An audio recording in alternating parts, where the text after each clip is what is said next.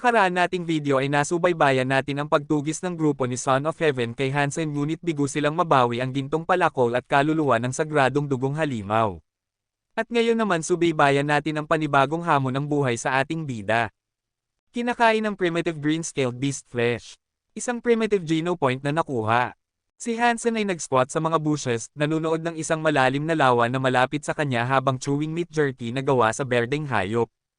Hanggang sa puntong ito, nakakuha siya ng 71 ordinaryong mga puntos ng Geno, 26 na primitive Geno puntos, 0 mutant Geno puntos at 8 sagradong mga puntos ng Geno.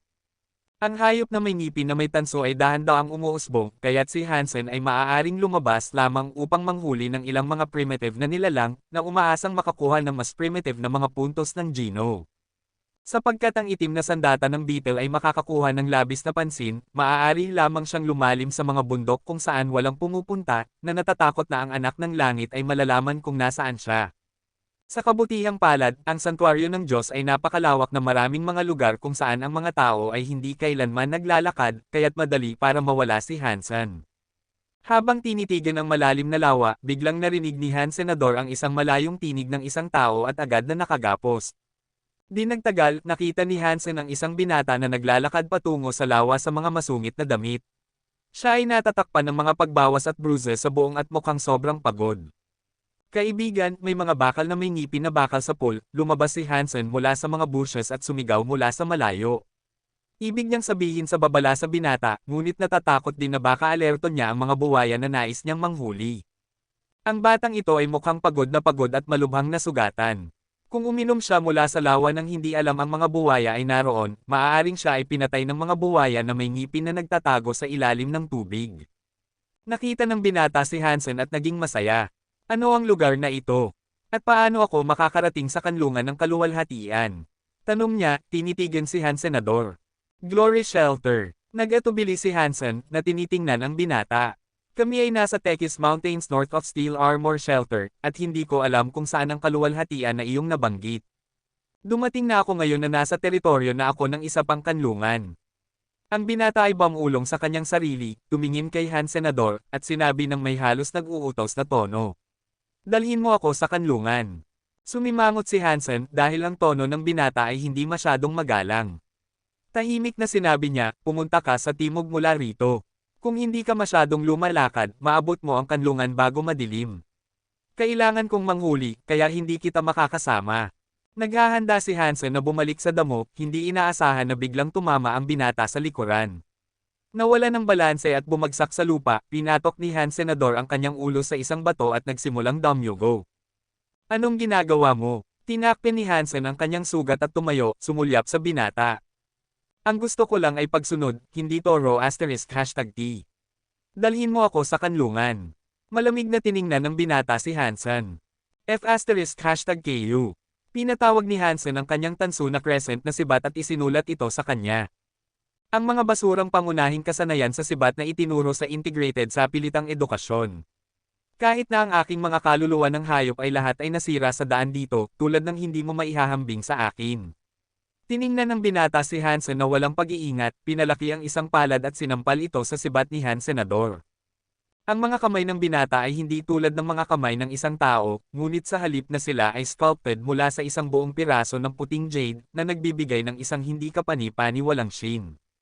Crack! Ang sibat na kaluluwa ng hayop ay pinutol sa kalahati ng kanyang palad ng madali bilang isang kutsilyo ng bakal na pinuputol sa kahoy. Hyper Geno Art. Sa kalahati lamang ng sibat sa kanyang kamay, natakot si Hansenador. Ang agham at teknolohiya ay hindi gagamitin sa santuaryo ng Diyos, ngunit ang sinaunang martial arts ay gumaganap ng hindi inaasahang mahalagang papel. Sa lahat ng mga puntos ng Geno na nakuha, ang mga tao ay nagawa ang ilang mga gawa-gawa na sinaunang martial arts sa totoong mundo. Gayunpaman, hindi ito ang tinatawag na chi ngunit ang kapangyarihan ng mga Jin na pinalakas ang sinaunang martial arts. Kaya, ang higit pang mga puntos ng Geno na nakuha, ang mas epektibong sinaunang martial arts ay magiging. Ipinakita ng pananaliksik na ang mga sinaunang martial arts ay maaaring pasiglahin at ilabas ang potensyal ng mga Jin na nag-aalok ng pambihirang kapangyarihan sa sangkatauhan. Ang isang bagong uri ng martial arts ay binuo na tinatawag na Hyper Geno Arts. Ang Hyper Arts ay malalim na nakaugat sa sinaunang martial arts na puno ng mga misteryo na hindi maipaliwanag ng agham. Ang kanilang mga pamamaraan sa pagsasanay ay karamihan ay namonopolyo ng itaas na klase. Ang pinaka-advanced na Hyper Arts ay ang hindi bababa sa maa-access. Para sa mga nagtapos sa isang pampublikong paaralan ng pinagsamang sapilitang edukasyon tulad ng Hansenador, ang Hyper Arts ay hindi kailanman isang pagpipilian.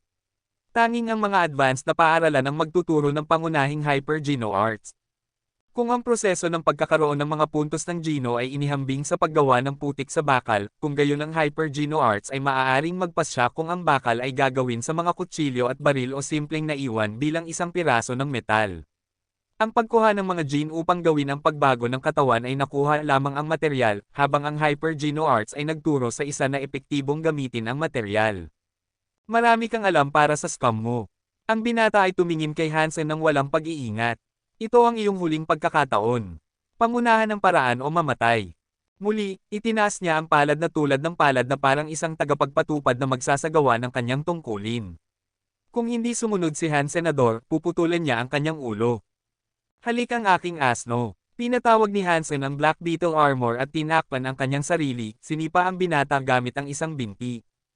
Tinanong mo ito. Ang mukha ng binata ay nagdilim, ang kanyang jade na tulad ng palad ay tumatakbo patungo sa paa ni Hansenador. Flank. Ang paa ni Hansen ay kumatok, at mayroong isang puting marka sa gintong sandata. Ang binata ay napilitang umatras mula sa sipa ni Hansenador. Nagulat, tumingin siya ng kasakiman sa sandata ni Hansen. Hindi ito nasira sa ilalim ng aking Jadescan.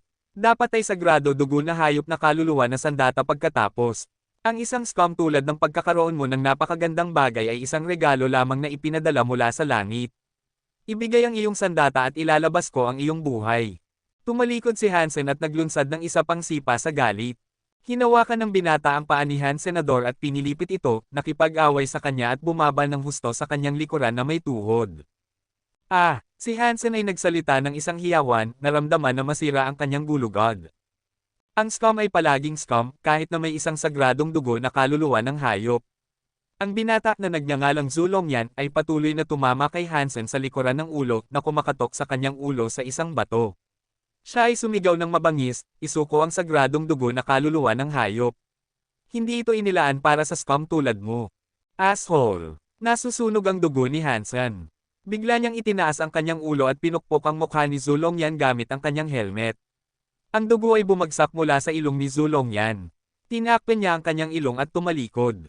Nabuhay muli ni Hansen ang kalayaan at agad na tinawag ang madugong mamamatay tao. Sa sandaling siya ay naging napakalaking tigre, itinapon niya ang kanyang sarili sa Zulongyan.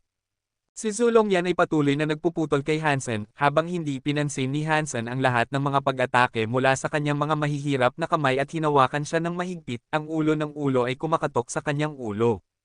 Sino ang scum, kung sino ang #K ay scum. Hansen kumatok ng galit sa ulo ni Zulongyan ng paulit-ulit. Habang nahihirapan si Zulongyan na sipa si Hansen, hindi siya pinansin ng huli at sinakian ang kanyang mukha sa ulo ng baka. Hindi nagtagal bago lumulubog ang katawan ni Zulongyan.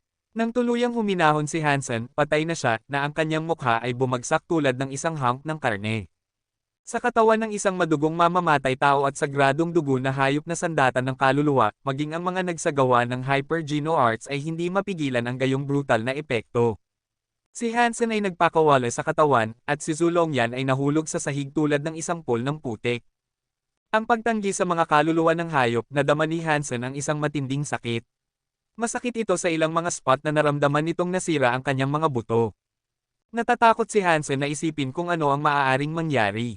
Siya ay nasugatan ng labis, kahit nasa hugis at nakasuot ng sandata. Ang Zulongyan's Hyper Art ay talagang isang bagay. Kung mayroon siyang parehong kaluluwa ng hayop, si Hansen ay hindi magiging tugma para sa kanya. Sa pagtingin sa patay na katawan, nag-atubili si Hansen at pagkatapos ay hinanap ang katawan. Nagkaroon ng isang pitaka na walang cash ngunit maraming mga kristal na credit card sa loob nito, hindi matanggal na may mataas na linya ng kredito. Natagpuan din niya ang isang memory chip. Matapos ang ilang pag-iisip, sinira ni Hansen ang pitaka at mga credit card at itinapon ang mga ito, kasama ang patay na katawan, sa malalim na lawa, habang pinapanatili ang memorya ng chip. Maraming mga bakal na may ngipin ang lumitaw mula sa tubig at nasnap sa patay na katawan. Di nagtagal kahit na ang mga buto ay nawala. Nakahinga si Hansen at tumalikod. Masyadong nasugatan upang mapanatili ang pangangaso, bumalik si Hansen sa bakal na sandata ng bakal, na tinitiis ang sakit.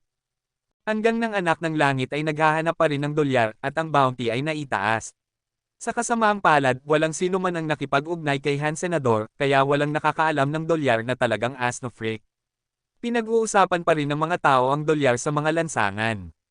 Bumalik si Hansen sa kanyang silid at sinuri ang hayop na may tooth na may tanso, na naging tanso sa karamihan ng mga bahagi, kahit na ang lilim ay mas magaan pa kaysa sa isang tunay na hayop na may tanso na may ngipin. Marahil ay aabutin ng mas maraming oras para makumplito ang ebolusyon. Sa labas ng santuaryo ng Diyos, nagpunta si Hansen upang makita ang isang doktor. Marami ang mga bali ng buto ay nasuri, at matagal na ang doktor upang ayusin ang lahat ng mga ito. Sa kabutihang palad, si Hansen ay mayroon pa ring 10,000 nakuha niya mula sa Sushao-Chao, o kung hindi man ay hindi na niya kayang bayaran ang mga medikal na panukalang batas. Bumalik sa bahay mula sa ospital, isinara ni Hansen ang pintuan at ipinasok ang memory chip sa isang matalinong gadget, sinusubukan na malaman ang pagkakakilanlan ni Zhu Longyan. Maaaring tumawid sa mga bundok at swamp upang maabot ang bakal na sandata ng bakal at nagsagawa ng isang hyper-geno art na mukhang napaka-advanced, si Zhu Longyan ay magiging isang kakilakilabot na kalaban kung mayroon pa rin siyang mga kaluluwa ng hayop na kasama niya at hindi nasaktan. Ang matalinong gadget ay ipinakita ang mga nilalaman ng memorya ng chip at si Hansenador ay kailangang maghanap ng ilang sandali bago siya naging ligaw sa kagalakan. Hyper-Geno Arts, ito ay isang tutorial para sa Hyper-Geno Arts. Halos tumawa ng malakas si Hansen. Ang hologram na nakaimbak sa chip ay isang hubad na babae na gumagawa ng mga kakaibang paggalaw habang binabanggit ang mga incantations ng arcane. Sa bawat kilusan, bibigyan din siya ng ilang paliwanag. Bagaman napakaganda ng babae, si Hansen ay ganap na naaakit sa pinag-uusapan niya at walang ibang mga saloobin. Jad Escan. Hindi ba ito ang hypo-geno art na ginamit ni Zhu Longyan? Nakita ni Hansen ang kapangyarihan ng Jad Escan nang ginamit ito ni Zhu Longyan, at naging mas masaya.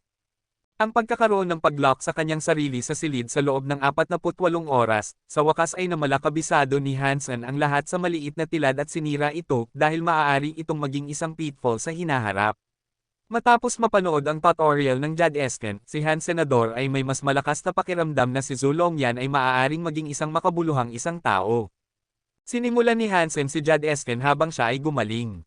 Naisip niya bago ang tungkol sa pagbili ng isang tutorial ng isang hyper-geno art matapos siyang kumita ng pera. Gayunpaman, ang mga maaaring mabili ay lahat ng mura, hindi katulad ng Jad Escan na masasabi niya ay premium. Alam na ang pagsasanay kay Jad Escan ay maaaring ilantad sa kanya, nagpasya pa rin si Hansen na magsimula. Kung napalampas niya si Jad Escan, maaaring hindi siya magkaroon ng pagkakataon na magsanay ng isang premium na hyper-geno art. Ang pagkakaroon ng pagsasanay sa loob ng maraming araw, nadama ni Hansen na ang kanyang katawan ay naging mas cool. At ang temperatura ng kanyang katawan ay talagang 35°F na mas mababa kaysa sa normal. Hindi ito isang kakulangan sa ginhawa, ngunit sa halip isang nakakapreskong pakiramdam. Mas nababagay si Hansen na parang ang kanyang mga sel ng katawan ay puno ng enerhiya. Ang temperatura ng kanyang katawan ay hindi nagbabago ng higit pa habang patuloy siyang nagsasanay. Si Hansen ay naging mas magkasya at ang kanyang balat ay higit pa at mas makinis.